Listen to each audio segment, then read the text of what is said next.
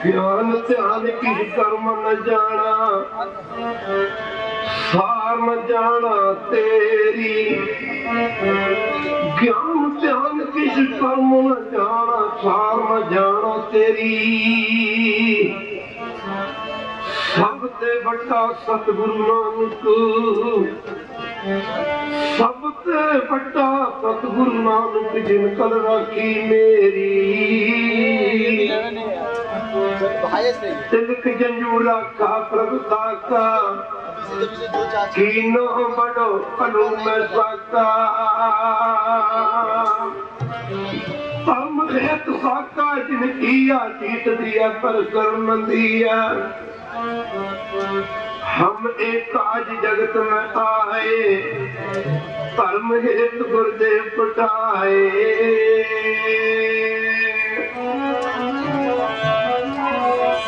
गुरुदेव पटाए जी, गुरुदेव पटाए जी, गुरुदेव पटाए जी।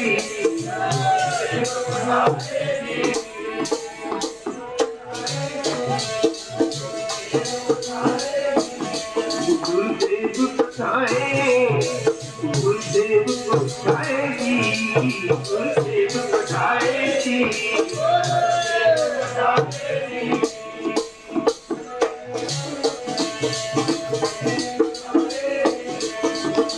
हम एक गुरुदेव पठाए, हम एक गुरुदेव पठाए, हम एक गुरुदेव पठाए।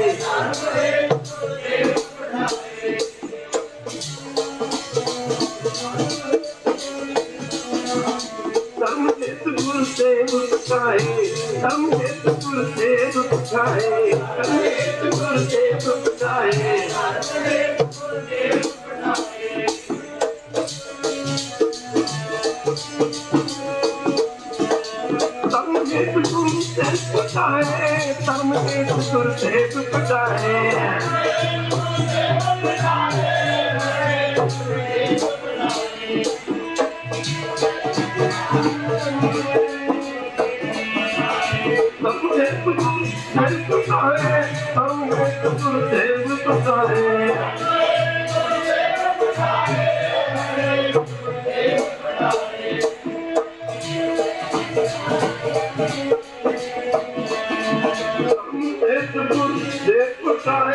धर्म के गुरुदेव पटाए।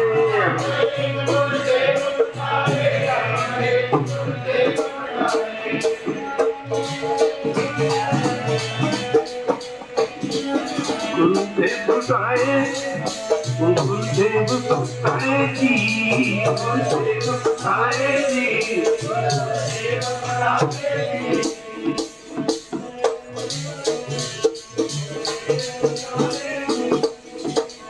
हमने आज जगत में आए, हमने गुरुदेव पटाए। परम सत्कार योग जुगो जुग अटल दंदन साहब श्री गुरु ग्रंथ साहब महाराज जी की पावन पवित्र हजूरी में बैठे गुरु रूप गुरु सारी साथ संग जियो अपने समय और सुवासों को सफल बनाने के लिए माई और बाई सारे ही इकट्ठे होकर गुरु महाराज जी के चरणों में पहुंचे हैं। आओ थोड़ा सा समय गुरु साहब जी के चरणों में लगाएं। सुबह विचार चली थी दोपहर के वक्त कि गुरु गोविंद सिंह महाराज जी ने कहा था, ऐसे सिखो मेरा संसार में आने का प्रयोजन एक ही है, एक ही उद्देश्य को लेकर हम संसार में आए हैं। वो उद्देश्य धर्म की रक्षा करना। मेरे पिता परमेश्वर ने मेरे को धर्म की रक्षा करने के लिए भेजा है। एक वक्त इस हिंदुस्तान की धरती के ऊपर ऐसा आया था, औरंगजेब जिसने कुरान शरीफ और हजरत मोहम्मद की कसम खाई थी, वो दिन दूर नहीं है जब वो हिंदुस्तान में हिंदू धर्म का मलिया मेट करके दीन इलाही यानी एक इस्लाम का सिक्का जमा के रख देगा। क्योंकि उसके दिमाग में जो बात बैठा दी थी उसके काजी मलानों ने कि हिंदुस्तान में दो धर्म है, एक हिंदू है दूसरा मुसलमान है। जो मुसलमान हैं वो कुरान शरीफ और हजरत मोहम्मद के पाबंद हैं। जो हिंदू हैं वो प्राणों और विष्णु जी के पाबंद हैं। अगर ये दोनों धर्म आपस में अक्सर लड़ते रहते हैं, उसके काजी मलानों ने, सलाहकारों ने उसको ये शिक्षा दी थी कि अगर तू हिंदुस्तान में हिंदुओं को जबरदस्ती प्यार से धन का लालच, स्त्री का लालच, किसी किस्म का लालच देकर अगर इनको इस्लाम में ले आए तो एक तो सारे हिंदुस्तान में इस्लाम का बोलबाला हो जाएगा, रोज रोज का जो नित रोज का झगड़ा होता है, वाद वाद होता है, वो खत्म हो जाएगा। दूसरा, हिंदुओं को मुसलमान बनाकर तुझे जब तू मर के खुदा की दरगाह में जाएगा तुझे खुदा की खुशी मिलेगी। इस बात को मुख्य रख के साध संगत जी औरंगजेब ने हिंदुओं के ऊपर बड़े बड़े जुल्म किए, जुल्म की हद मका दी।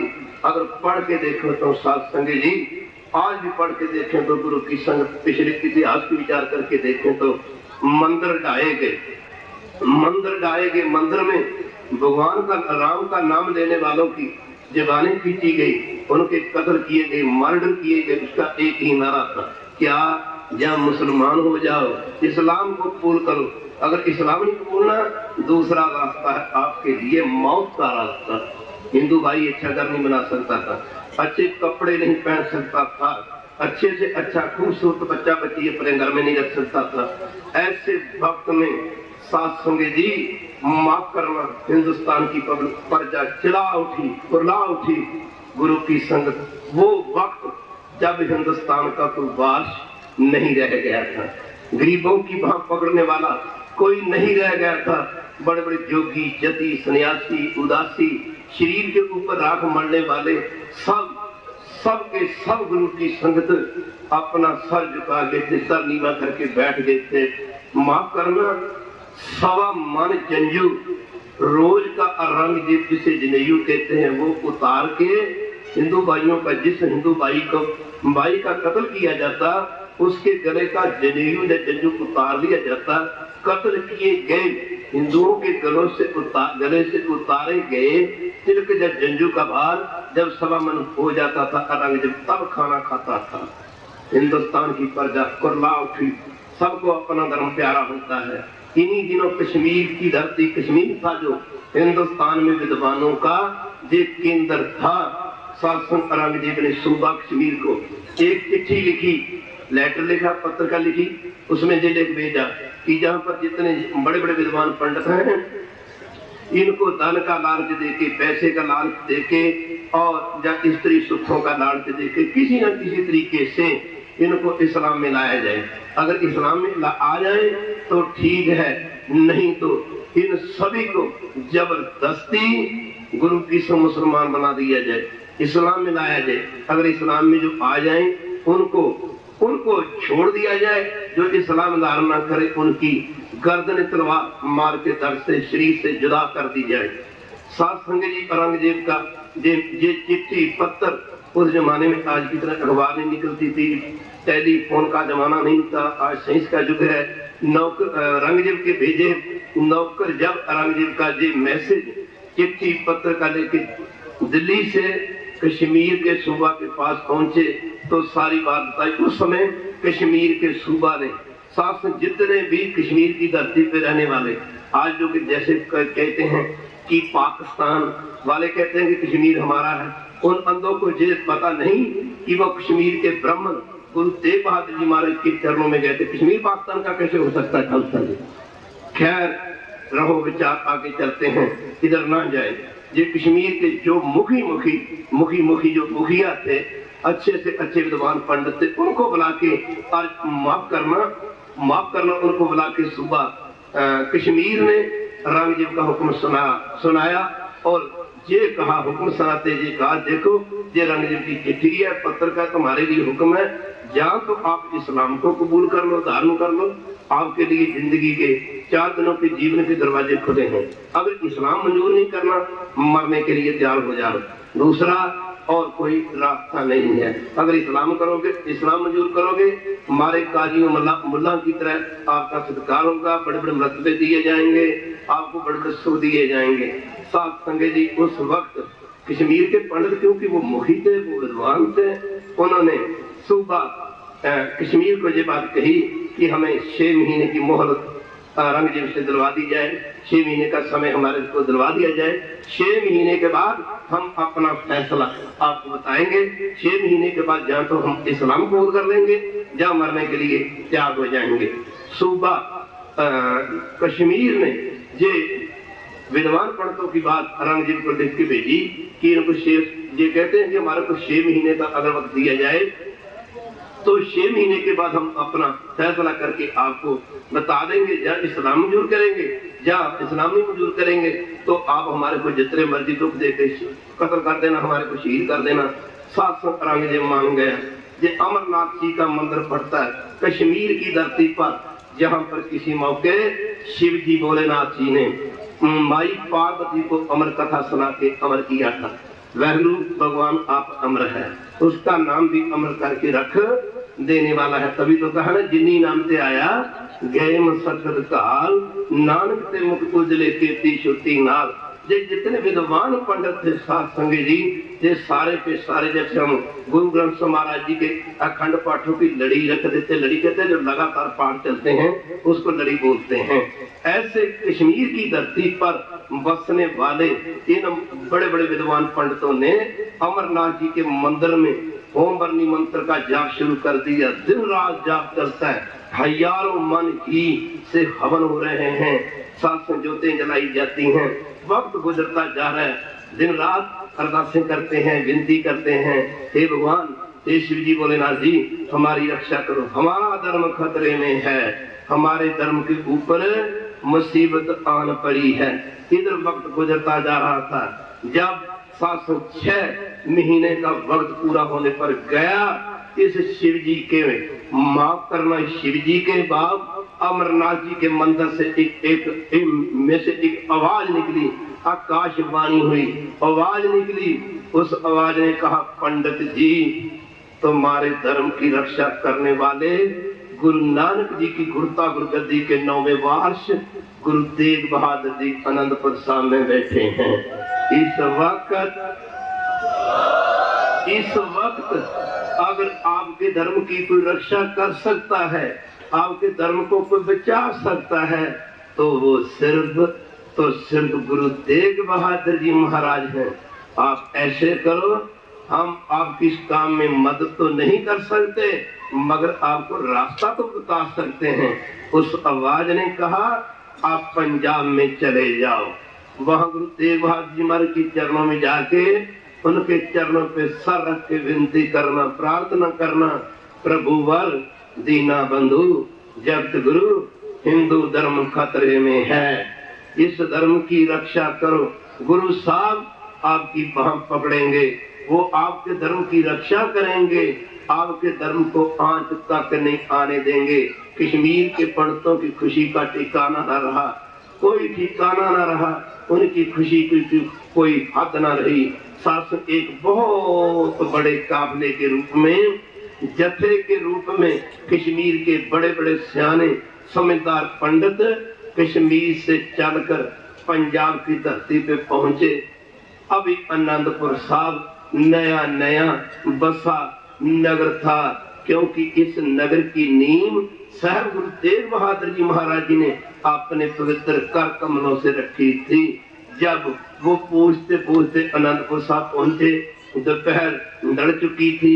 गुरु तेग बहादुर जी महाराज नेता प्रति पिछले पहर अपना दरबार लगा के आएगे दुखी रोगियों की के दुख सुख सुना करते थे। साथ संगे जी, आज कश्मीर के पंडित जिनके चेहरे पे कोई रौनक नहीं, कोई खुशी नहीं, उदासी की उदासी है। बाला प्रीतम सतगुरु गुरु गोविंद राय की शरीर आयु 9 वर्ष की थी, 9 वर्ष की उम्र थी कह लो। गुरु की संग इधर कश्मीर के पंडित जहाँ और श्रद्धालु गण गुरु तेग बहादुर जी महाराज के चरणों पर नमस्कार करने के लिए खड़े थे, उसी कतार पंक्ति में ये कश्मीर के पंडित गण में पल्लू डाल के दोनों हाथ जोड़कर खड़े हो गए। साथ संग जी, जब वो इनसे आगे जो श्रद्धालु जन थे, उन्होंने अपना दुख जो भी गुरु साहब के चरणों में रखना था रखा, बताया, विनती करनी थी जो की। उसके बाद जब कश्मीर के पंडित आगे बढ़े, गुरु तेग बहादुर जी महाराज ने इनके चेहरे की तरफ देखते पूछा, कौन हो आप जिनके चेहरे पर उदासी है? कौन हो आप जिनके चेहरे पर खुशी नाम की कोई चीज नजर नहीं आती? कौन हो आप जिनके चेहरे से देख के ये बात साफ नजर आ रही है कि तुम लोग बहुत परेशान हो? उस मौके कश्मीर के पंडितों के दांत जुड़ गए। माफ करना, उनकी जबान से कोई आवाज भी न तक न निकली। गुरु तेग बहादुर जी महाराज दोबारा कहने लगे, आप बोलते क्यों नहीं? आप बताते क्यों नहीं? आपको किस किस किस काम के लिए आप यहाँ आए हो? आपको क्या चाहिए, क्या चाहते हो? उस मौके कश्मीर के पंडितों ने अपने दोनों हाथ, सासों सभी पंडितों ने दोनों हाथ ऊपर फैलाते हुए कहा, हे प्रभुवर, हे दीना बंधु, हे जगत गुरु, हमारा हिंदू धर्म खतरे में है। हमारे को औरंगजेब जबरदस्ती जबरन इस्लाम में लाना चाहता है, मुसलमान बनाना चाहता है। हे प्रभुवर, हमारे धर्म की रक्षा करो। चिल्लाते हुए इन कश्मीर के पंडितों ने कहा, अगर बचा सकते हो तो इस डूबे जाते हिंदू धर्म को बचा लो। अगर कुछ कर सकते हो तो कर लो, नहीं तो हिंदू धर्म इस हिंदुस्तान में चंद ही दिनों का मेहमान है। वो वक्त आने वाला है अगर हमको भी औरंगजेब ने मुसलमान बना लिया, हमारे को देख के आम पब्लिक, आम प्रजा तो बहुत जल्दी इस्लाम को धारण कर लेगी। महाराज कृपा करो। डुबदा धर्म बचाओ जयकर बचदा, जयकर बचदा। डुबदा धर्म बचाओ बचदा, जयकर बचदा।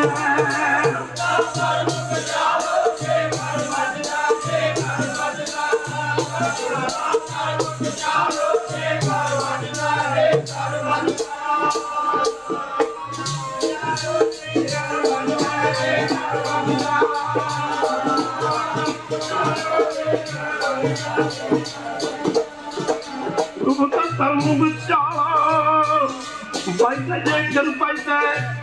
डुबदा धर्म बचाओ जयकर बचदा, जयकर बचदा।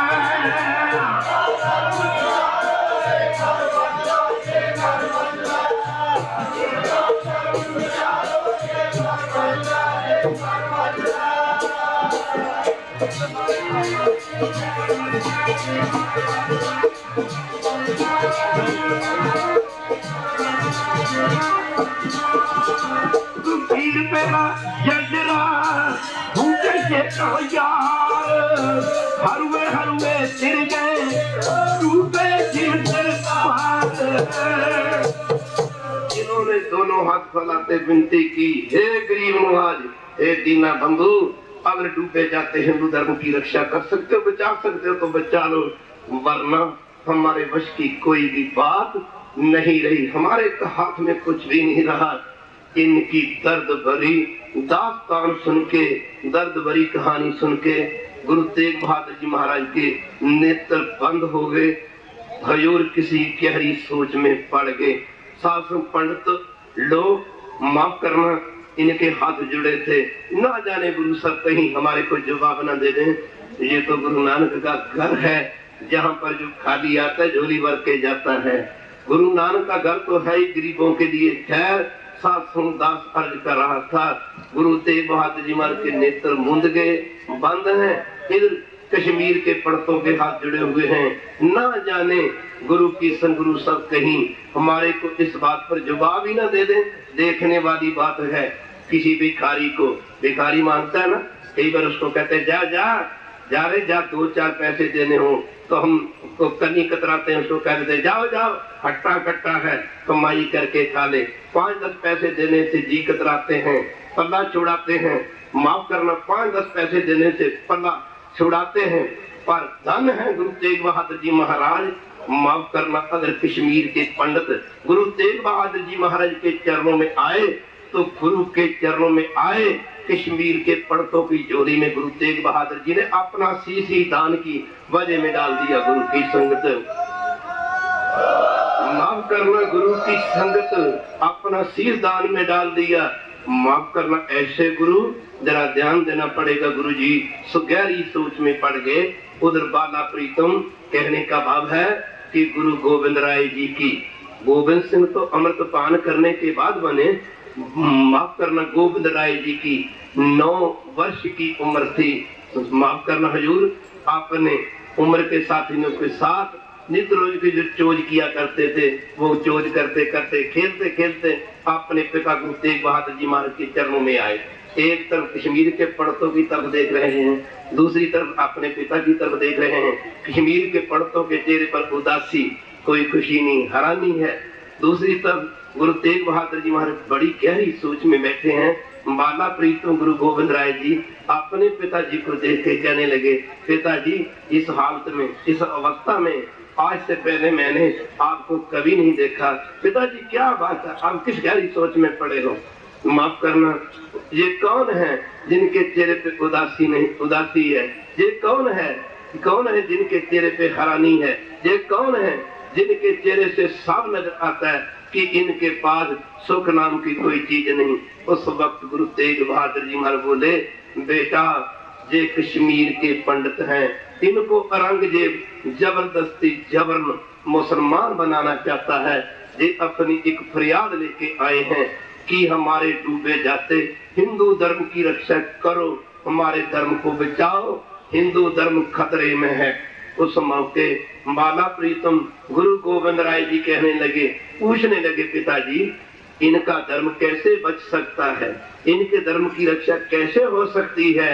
माफ करना, उस वक्त गुरु तेग बहादुर जी महाराज कहने लगे, बेटा गोविंद राय, अगर कोई बहुत बड़ा महापुरुष अपने शरीर की कुर्बानी दे दे, अगर कोई बहुत बड़ा महापुरुष अपने शरीर की बलि दे दे, इनका डूबा जाता हिंदू धर्म बच सकता है, इनके हिंदू धर्म की रक्षा हो सकती है।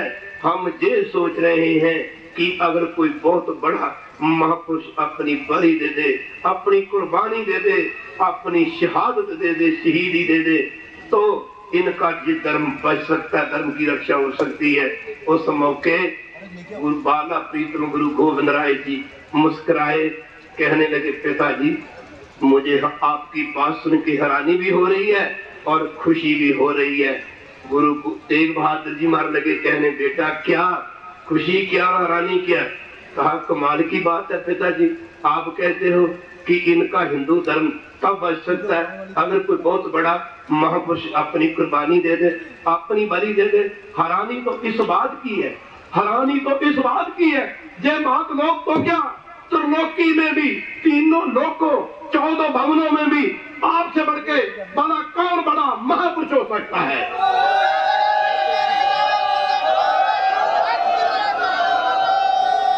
ये कार्य आप कर सकते हो, ये कार्य आप कर सकते हो, ये काम आप कर सकते हो।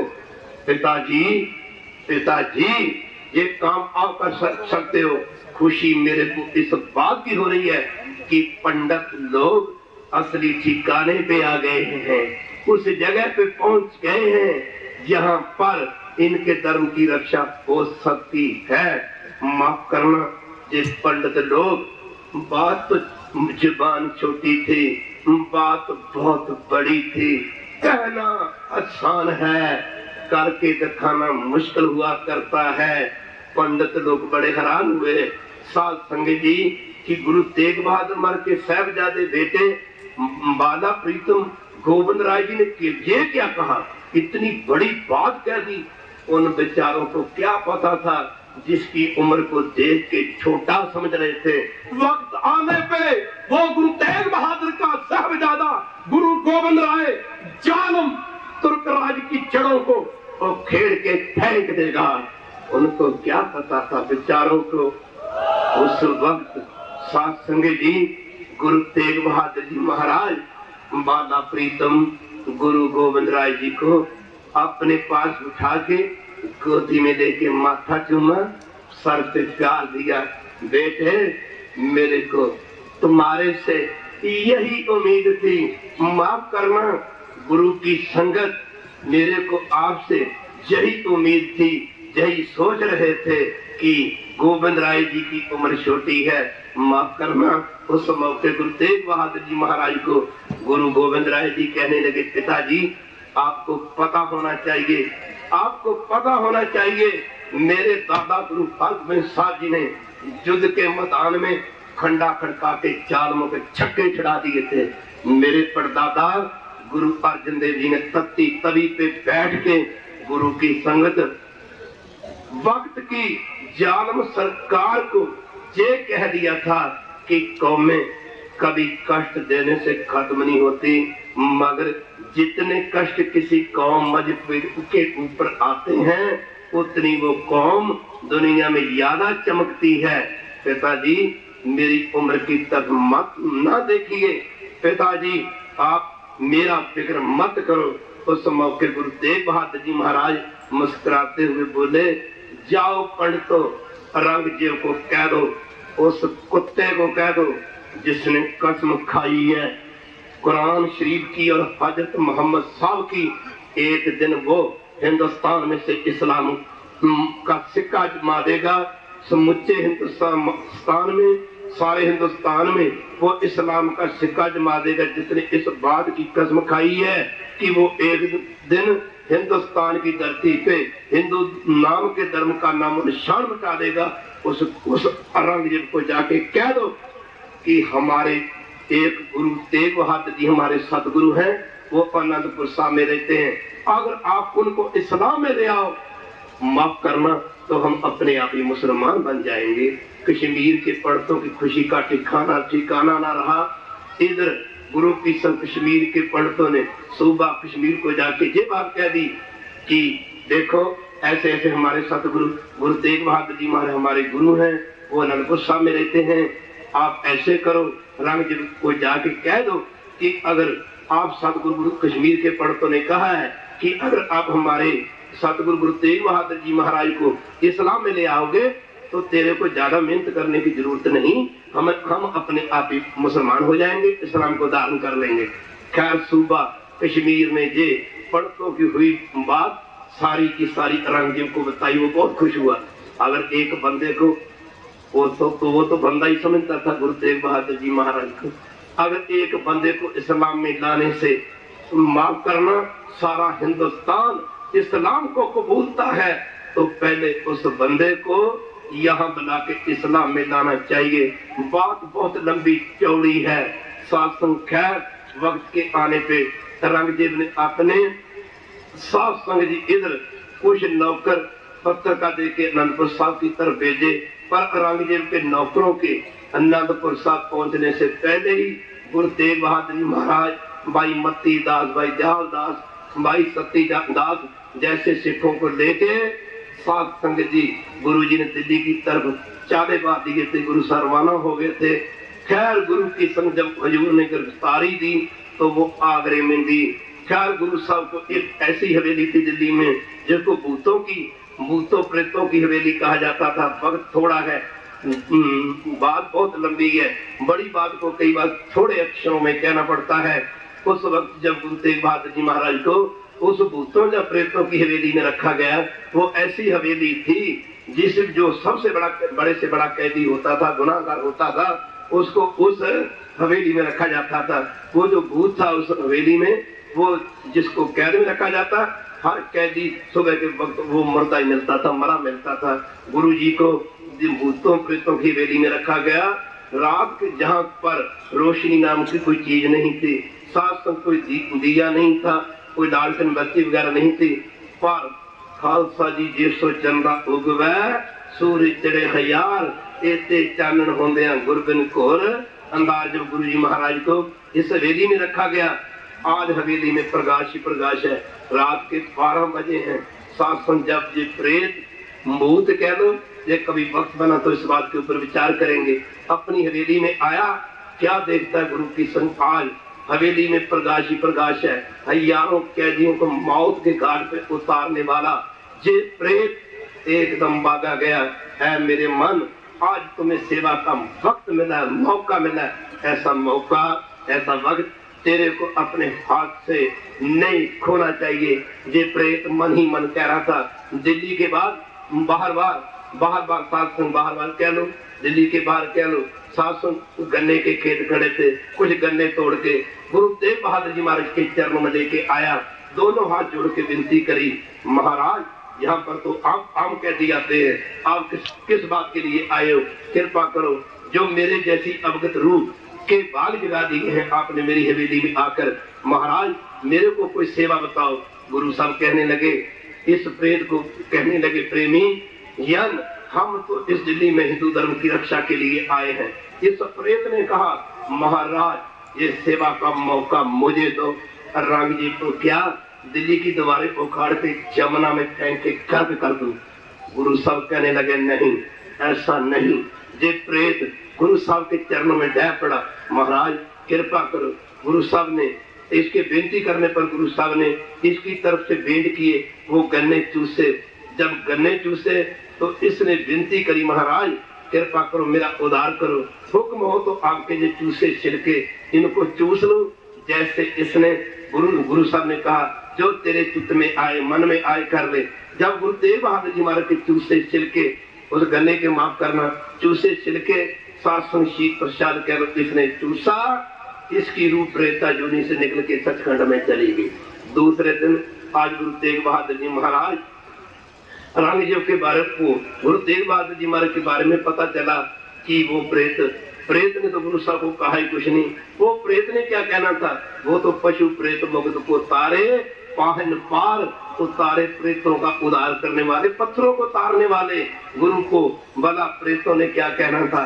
खैर दूसरे दिन औरंगजेब ने गुरु तेग बहादुर जी महाराज को, खालसा जी माफ करना, गुरु के संग दरबार लगा के बुलाया।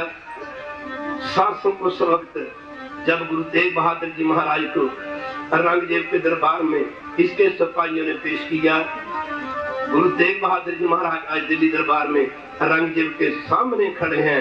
औरंगजेब कहने लगा, देखो महाराज अल्लाह है या राम है, सारे खुदा के ही नाम है, खुदा एक ही है।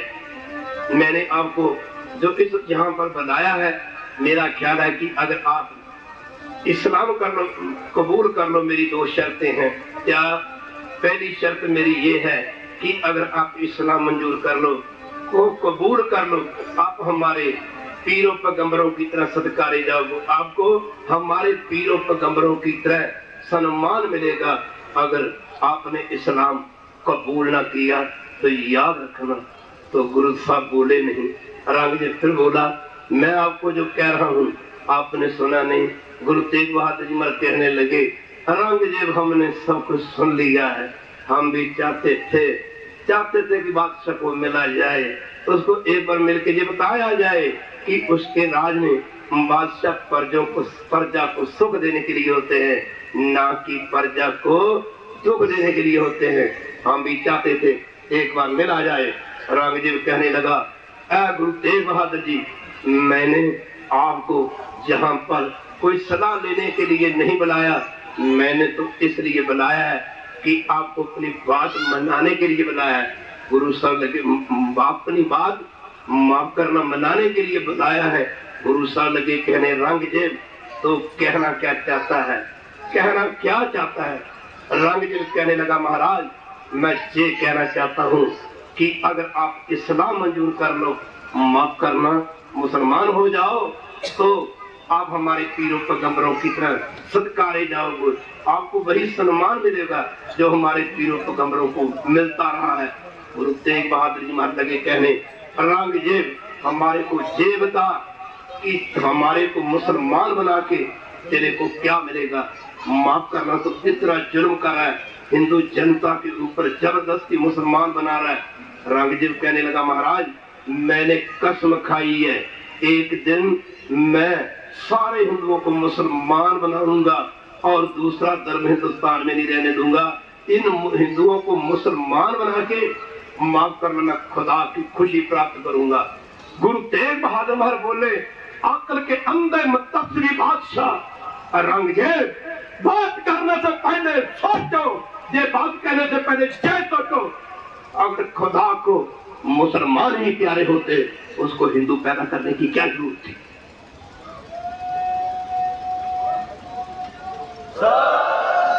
अगर खुदा को मुसलमान ही प्यारे होते, उसको हिंदू पैदा करने की जरूरत क्या थी? औरंगजेब तू हमारे को कहता कि मुसलमान हो जाओ। औरंगजेब, हम अपनी मर्जी से अपने धर्म में पैदा नहीं हुए, हम खुदा की मर्जी से अपने धर्म में पैदा हुए।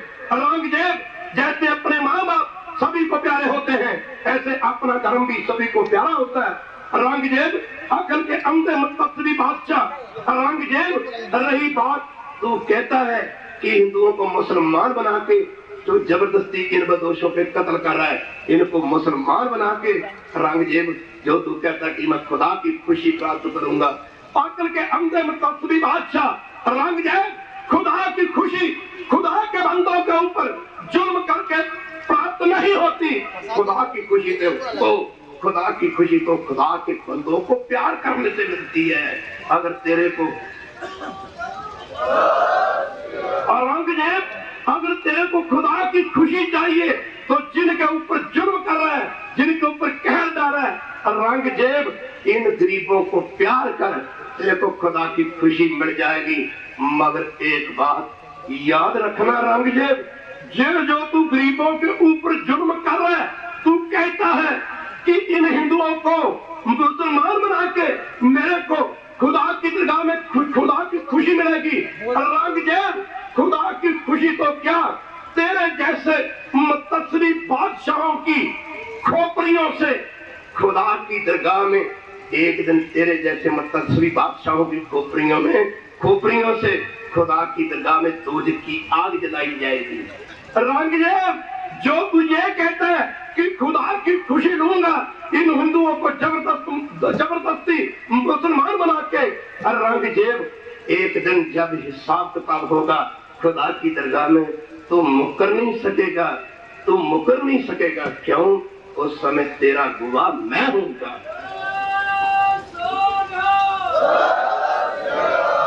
औरंगजेब एक बार फिर गरज के बोला, सुनो, अगर इस्लाम मंजूर नहीं करोगे मैं आपको बहुत बड़ी सजा दूंगा। गुरु साहब कहने लगे, क्या सजा देगा? औरंगजेब कहता, मैं आपको मरवा दूंगा, मैं आपका कत्ल करवा दूंगा, मैं आपको मरवा दूंगा। गुरु साहब कहने लगे, अकल के अंधे बादशाह औरंगजेब, बात करने से पहले सोच, मौत कोई सजा नहीं है, क्योंकि एक दिन सबने मरना है। मौत कोई सजा नहीं है औरंगजेब, मौत कोई सजा नहीं है। जिस मौत का भय तू हमें देता है, एक दिन उसी मौत की बलि चढ़ जाएगा। पर याद रखना औरंगजेब, संत जन मर के भी नहीं मरा करते। औरंगजेब, वक्त आएगा जिस मौत का तू मुझे भय देता है, जब मेरी शहीदी, एक दिन जिस मौत का मुझे डर देता, भय देता है, ये मेरी शहीदी एक दिन रंग लाएगी और तेरी इन कमीनी बातों के ऊपर, हरकतों के ऊपर दुनिया थूका करेगी। औरंगजेब, नाम रहो साधु रहो गुरु गोविंद, कहो नानक ए जगत में कि जप्यो गुरुमंत। औरंगजेब, चिंता ताकी कीजिए, जो अनहोनी होए, जो संसार में आया उसने एक दिन चले जाना है। माफ करना औरंगजेब, जिस मौत को तुम मौत समझता है, औरंगजेब, उस मौत को मैं अपना जीवन समझता हूँ। चिंता ताकी कीजिए, जो अनहोनी होए, ए मार्ग संसार को नानक थिरनी कोए।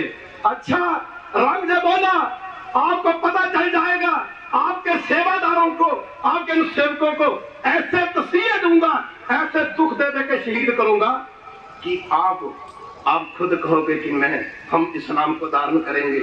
आहा, मत्ती दास जैसे सेवादारों को शासन दिल्ली के चांदनी चौक बाजार में 700 पतरे लगवा के 2 फट्टों में फिट करके सर के ऊपर आरा रख के 2 फाड़ कर दिया गया।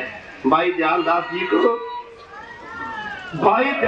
जी को खालसा जी माफ करना, एक बहुत बड़ी देग जिसमें 1.25 मन पानी पड़ता था, 1.25 मन पानी से भरती थी, वो देग मचती हुई आग के ऊपर रख के शासन जब देग के पानी ने उबाले मारे, भाई दयाल दास को देग के उबलते पानी में बिठा के आलुओं की तरह उबाल के शहीद किया गया। भाई साहब सतीदास, माफ करना, इनके शरीर के चार शफेरे रुई लपेट के, चारों तरफ रुई लपेट के, साथ संगत जी मट्टी का तेल फेंक के जीवित को, जिंदे को आग लगा के शहीद किया गया। माफ करना, उस मौके रंग जे बोला, क्यों गुरु तेग बहादुर कुछ देखा? हाँ देखा। क्या देखा? गुरु सब कहते हैं रंगजेब हमने देखा कि ये जालिम तुर्क राज सदा नहीं रहेगा। हमने अपने सेवकों की शहीदियों से आने वाले हिंदुस्तान की तकदीर देखी है। माफ करना, तस्वीर देखी। रंगजेब बोला, याद रखो आपको बहुत सी दिए जाएंगे। अनाउंसमेंट कर दिया गया दिल्ली के बाजार में। आज दुनिया के लोग कहते हैं कि हिंदुस्तान का राष्ट्रपिता महात्मा गांधी है। सज्जनों, महात्मा गांधी सरकार के राष्ट्रपिता हो सकते हैं, मगर हिंदुस्तान का राष्ट्रपिता तो गुरु तेग बहादुर है।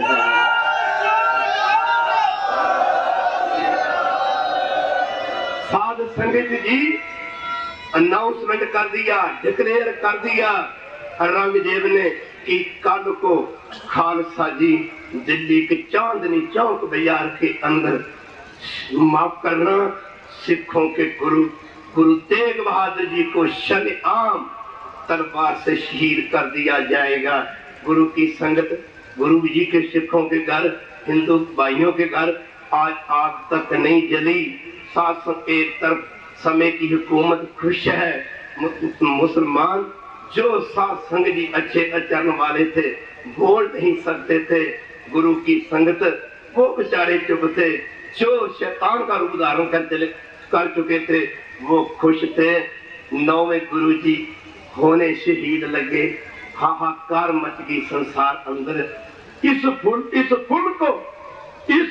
को माफ करना, इस फूल को फूलों पर रखना था। इस फूल को फूलों पर रखना था। रंगजेब ने रख दिया अंगियार अंदर। लोग सोना कसवट्टी पे परखते हैं, मगर मर्द की परख तलवार की धार अंदर। खालसा जी, आज दूसरा दिन हो आया गुरु की संगत। माफ करना, रंगजेब ने एक बार गुरु साहब को फिर कहा, अभी भी वक्त है। हजूर के नेत्र बंद थे, समाधि में बैठे थे, इशारा किया, नहीं नहीं नहीं। माफ करना, गुरु की संगत। फिर रंगजेब बोला, गुरु साहब लगे कहने, रंगजेब हमारी याद में यहाँ पर मेले लगा करेंगे, पर याद रखना वक्त के आने पे लोग तेरी कब्र पे थूका करेंगे, तेरी कब्र पे कुत्ते पेशाब किया करेंगे। जिन्होंने गुरुद्वारा शीशगंज दिल्ली में गुरु तेग बहादुर जी महाराज के स्थान के दर्शन किए हैं, आज हजारों श्रद्धालु दोनों हाथ जुड़े होते हैं, सात्संग बड़ी श्रद्धा से नमस्कारें करते हैं। हो आया दूर चल के तक की तो शरणाई जियो, मैं चित आशा रखी चित में, मेरा सब दुख वाई जियो। ये रंगाबाद पास में पड़ता है। रंगजेब की कब्र पे सात्संग वहां पका खड़ा, वो सात्संग चिराग चलाने वाला मंगता। एक बार कह दो बहलू, चांद, आमिर, हुक्मरान, जालिम, तू मत सोच कि मैं बहुत अच्छा हूँ। चांद, मत गुमान कर अपनी सुंदरता का। चांद, मत गुमान कर अपनी सुंदरता का। हमने तेरे जैसे लाखों चांदों को देखा है, तेरे में तो दाग है। हमने बेदागों को देखा है, तेरे में तो दाग है, तेरे में तो दाग है। हमने बेदागों को देखा है, बेदाग। सतगुरु गुरु तेग बहादुर जी महाराज जब स्नान करने के बाद जपजी साहब के पाठ किए और क्या बोले, गुरु तेग बहादुर बोलिया, गुरु तेग बहादुर बोलिया, गुरु तेग बहादुर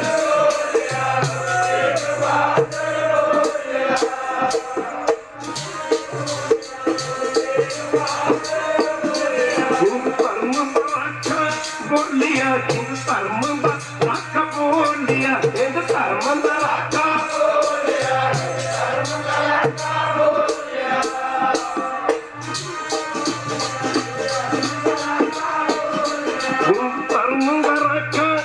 बोलिया हिंद धर्म दा हक बोलिया हिंद धर्म दा हक बोलिया हिंद धर्म दा हक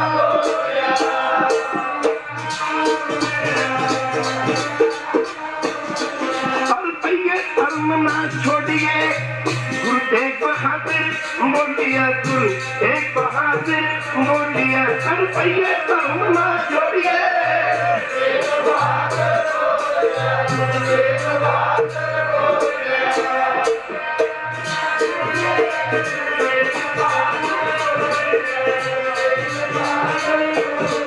हर पहिए धर्म ना छोड़िए गुरु तेग बहादुर गुरु तेग बहादुर बोलिया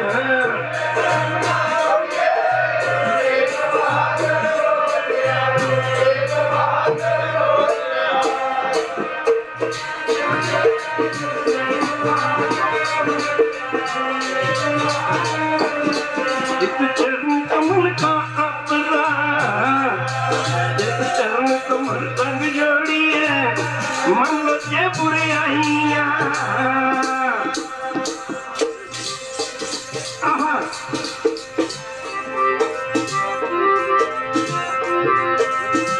मन से बुराइयां तो सबती ए मन होड़ी है पहचना भी पकड़ी है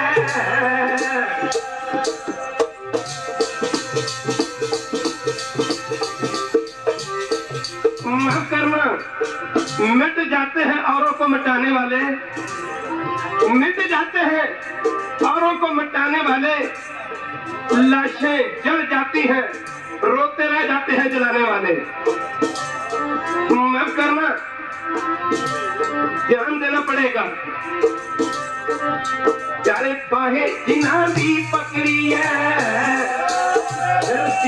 बाहें ना छोटी है गुरु तेग बहादुर बोलिया उस दिल्ली में गुरु तेग बहादुर बोले जहां पर आज के जमाने में नोटों से गुरु तोले जाते हैं नोटों से रुपयों से गुरु तोले जाते हैं उस दिल्ली में